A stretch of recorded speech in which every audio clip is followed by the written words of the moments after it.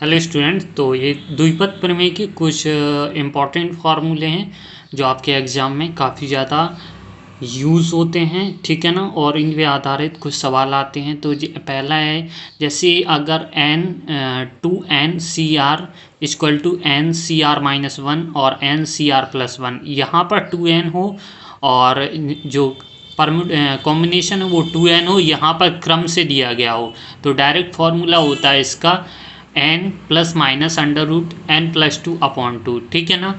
और सेकंड है हमारा, जैसे अगर NCX इक्वल टू NCY, अगर ये क्रम x और y में दी गई तो या तो ये बराबर होंगे या इन दोनों का एडिशन वो n के बराबर होगा, ठीक है ना। थर्ड है NC0 NC1 NC2 and sworn NCN, तो इसका पूरा होता है टू दी पावर n के बराबर, ठीक है ना। 1 plus x to the power -1 हो तो ये 1 प्लस NX हो जाता है। तो उस तरीके से द्विपद प्रमेय का विस्तार हो जाता है। जैसे अगर a प्लस बी अगर पूछा जाए पदों की संख्या, ठीक है ना, पूछी जाती है। अगर 2 स्टेप आए और इसमें पूछी जाए, जैसे अगर 3x + 2y की पावर 8, तो यहाँ पर क्या है 8 और 1 9, तो पदों की संख्या कितनी हो जाएगी 9। अगर 3 स्टेप दिए जाएं, जैसे 3x - 2y + 3z की पावर हमारी 28, तो 28 में 1 जुड़ जाएगा और फिर यहाँ 2 जुड़ जाएंगे और डिवाइड 2 का हो, तो ये n+1 n+2/2 और 3 होंगे। तो इस तरीके से ये फॉर्मूला होगा। एक सवाल पक्का आता है इसमें, ठीक है ना। तो फिर इसके बाद है e⁻x, इसकी सीरीज होती है 1 + x x²/2 x³/3 और x⁴/4, ठीक है ना।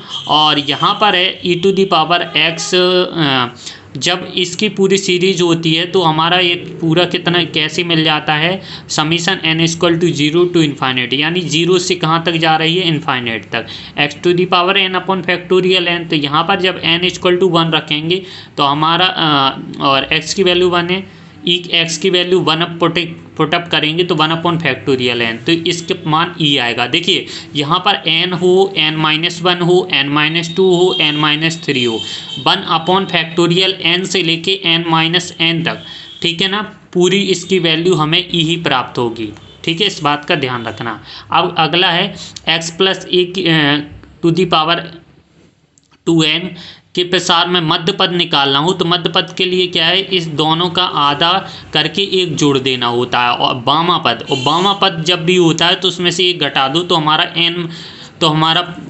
r जो सर्वांतर है वो निकल आता है, ठीक है ना। जैसे 2cn × n 8an, ठीक है। अब है x⁻n a⁻n, ये जानते हो आप किसका फॉर्मूला होता है, ठीक है ना, बामा पद निकालने के लिए, ठीक है।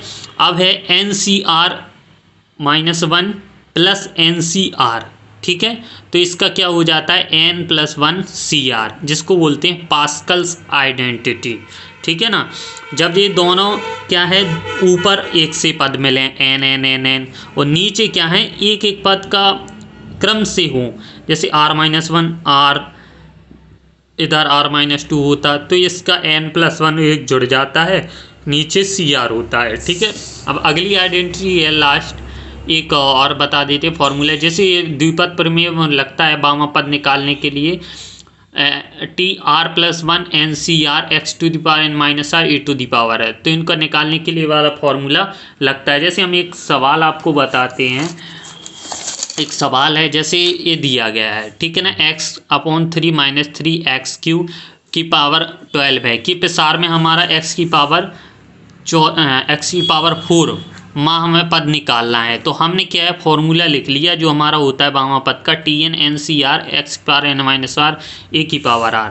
तो इस फॉर्मूले में हमने x का मान रखा और e का मान रखा, ठीक है ना। r हमें सार्वंतर सबसे पहले ज्ञात करना है और हमें चूंकि बताया गया है कि x⁴वां पद निकालना है, ठीक है ना। तो इस तरीके से हमने इतना सॉल्व किया। जब हमने x के अलग अलग सब्स्टिट्यूट किए तो जो हमें पता है कि x⁴, तो यानी x⁴ = हमें कितना इसके बराबर किया, तो सार्वंतर हमारा 2 निकला। तो r की जगह हम यहाँ पर वैल्यू सब्स्टिट्यूट 2 कर देंगे, तो हमने 2 सब्स्टिट्यूट किया। 2 सब्स्टिट्यूट करने पर हमारा आंसर आ गया 66/3 3 की पावर 8, ठीक है ना। तो इस तरीके से ये सवाल हैं और जो हमें जो सॉल्व किए जाते हैं, तो इन्हें आप भी प्रैक्टिस कीजिए। और इनके शॉर्ट जो यूज़ फार्मूले हैं काफ़ी इम्पोर्टेंट होते हैं और पेपर में आते भी हैं। तो धन्यवाद, फिर मिलते हैं नेक्स्ट वीडियो में।